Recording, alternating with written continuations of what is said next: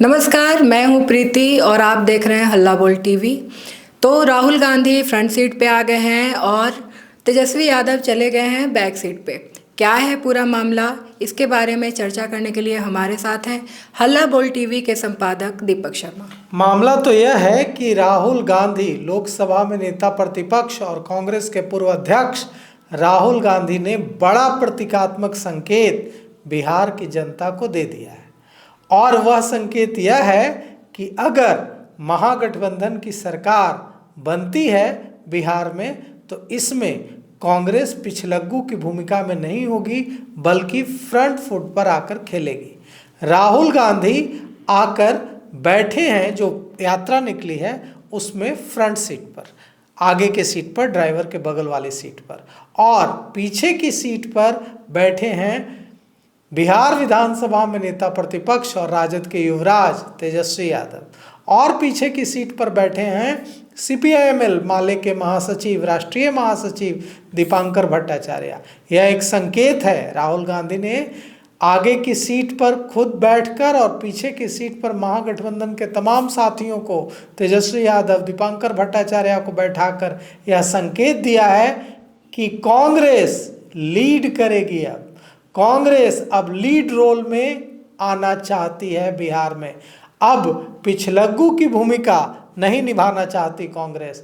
और राहुल गांधी ने इसकी शुरुआत कन्हैया कुमार को मंच पर फोन कर बुलाकर और यह कहकर कि इधर उधर मत जाया करो, KC वेणुगोपाल को यह कहकर कि कन्हैया कुमार को कह दीजिए साफ साफ कि इधर उधर नहीं जाएंगे, हमारे साथ रहेंगे। और कन्हैया कुमार से काफ़ी देर तक मंच पर बात की राहुल गांधी ने। राजनीति में कुछ भी अनायास नहीं होता, बिना मतलब का भी नहीं होता। राहुल गांधी ने यह संदेश देने की कोशिश की है कि राहुल गांधी, कन्हैया कुमार, पप्पू यादव भी मंच पर बैठे थे राहुल गांधी से एक दो कुर्सी बाद। मतलब राहुल गांधी बैठे थे, मल्लिकार्जुन खड़गे बैठे थे, लालू प्रसाद यादव बैठे थे, और एक नेता के बाद लगता है मुकेश सहनी बैठे थे, और वहीं उसी कतार में बगल में पप्पू यादव बैठे थे।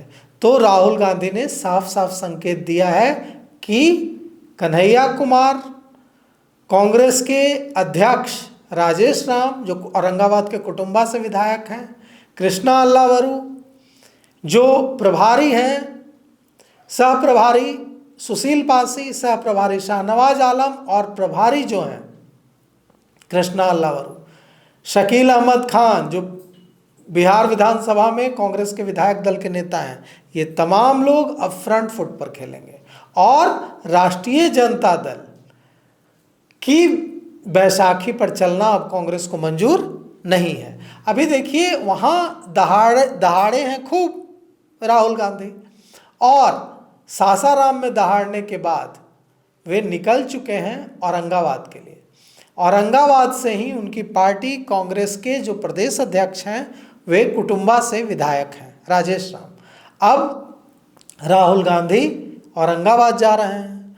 औरंगाबाद में कई बड़े नेताओं से उनकी मुलाकात होगी, और यह मुलाकात मतलब आप समझिए कि यह जो मुलाकात होगी हर जिले में, हर विधानसभा सीटों में जो वहाँ के प्रमुख कांग्रेसी होंगे या महागठबंधन के जो दूसरी पार्टियों के नेता होंगे, उनसे सीधे सीधे दो चार होने, सीधे सीधे मुलाकात करने और बात करने का कार्यक्रम है।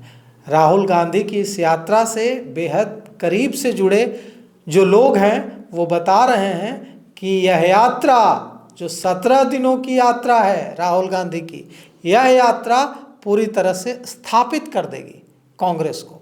और जो यह लग रहा था कि राष्ट्रीय जनता दल लीड करेगी, तो राष्ट्रीय जनता दल भी लीड करेगा और कांग्रेस भी लीड करेगी, लेकिन कांग्रेस बराबरी से भागीदारी निभाएगी। क्यों? इसकी वजह क्या है?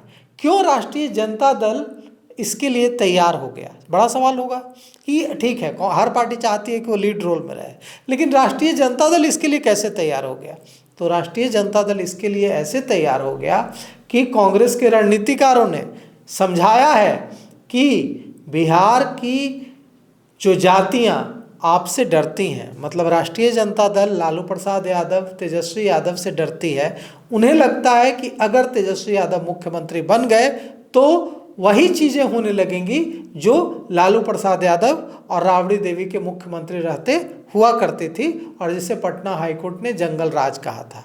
हाल ही में पटना हाईकोर्ट के एक जज ने सुनवाई के दौरान यह भी कहा कि गया जिले में 90 के दशक में किस तरह से मकान कब्जा हुआ करते थे।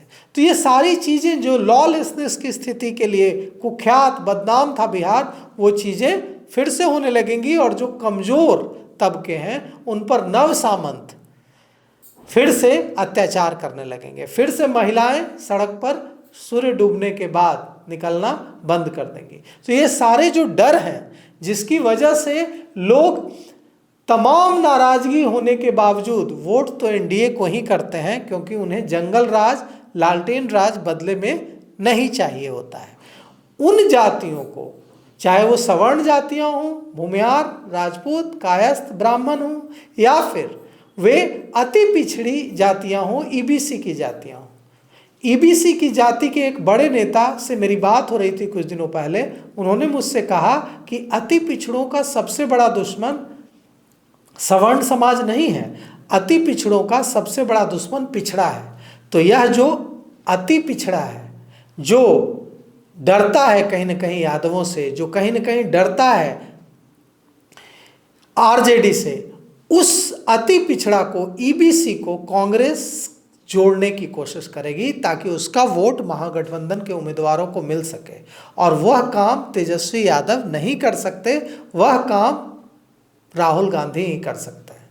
साथ ही सवर्णों को, भूमिहार, ब्राह्मण, राजपूत, कायस्थ, ये जो सवर्ण हैं, इनको जोड़ने का काम भी तेजस्वी यादव नहीं कर सकते। ये जातियां तभी जुड़ेंगी जब महागठबंधन की फ्रंट सीट पर राहुल गांधी बैठे दिखेंगे, तो ब्राह्मण, भूमिहार वोट करने पर सोच सकता है कांग्रेस को, महागठबंधन को। लेकिन जैसे ही ब्राह्मण, भूमिहार, कायस्थ और राजपूत और अति पिछड़ी जातियों को फ्रंट सीट पर तेजस्वी यादव दिखेंगे, ये जातियां कटने लगेंगी, क्योंकि इन्हें फिर से जंगल राज का भय सताने लगेगा। तो इसीलिए सोची समझी रणनीति के तहत यह यात्रा जो है 16 दिनों की, इसमें 23 जिलों में जाएंगे, 50 सीटों को कवर करेंगे, और फ्रंट सीट पर राहुल गांधी हैं, यह मैसेज देने के लिए कि बिहार के इस 2025 के महासमर में राहुल गांधी और कांग्रेस फ्रंट फुट पर खेलेंगे और महागठबंधन का नेतृत्व करेंगे। तो गहरे मायने हैं, गहरा मैसेज देने की कोशिश है, और अति पिछड़ी जातियों और सवर्णों को लुभाने की कोशिश है। तो देखिए बिहार की जनता इसका कैसे जवाब देती है। बिहार की जनता राहुल गांधी की का जो यह प्रतीकात्मक सिग्नल है, इसको कैसे रिसीव करती है। तो हम इस पूरी यात्रा पर नज़र बनाए हुए हैं, और इससे जुड़ी हर बात के पीछे की इनसाइड स्टोरी, सामने जो हो रहा है वो तो सब बताएंगे आपको, लेकिन इसके पीछे की जो इनसाइड स्टोरी है वो हम आप तक लेकर आते रहेंगे। इस खबर के लिए आप अपनी राय भी कमेंट बॉक्स में ज़रूर दीजिए, और हमारे साथ बने रहने के लिए देखते रहिए हल्ला बोल टीवी। धन्यवाद।